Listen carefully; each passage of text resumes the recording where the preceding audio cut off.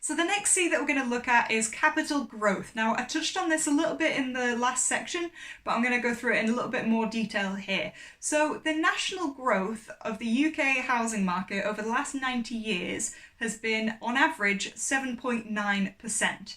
So we definitely want to be hitting that average, but what we don't want to do is try and pick and choose areas based on new developments and things that we think might be in the pipeline, because sometimes they might fall through and then we're stuck with a property that's in a naff area. So the best way to make sure that we hit this national average is to follow 4 key rules. So the first one is to buy your property in a town or a city rather than in a village or somewhere rural.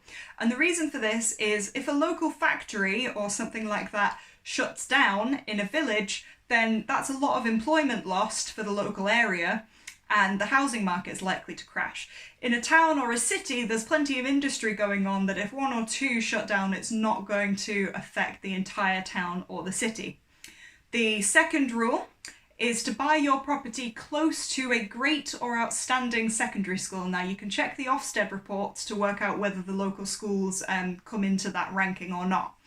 The third criteria is to buy your property close to a great public network, public transport network. So things like trams or trains or buses as well. And the fourth criteria is to make sure you buy close to a good road network. So maybe a town or a city close to the motorways or A roads so that people can travel up and down the country easily enough if they need to for work. So if your property ticks all of those 4 criteria, then it will definitely get the national average for capital growth. So you have passed this C.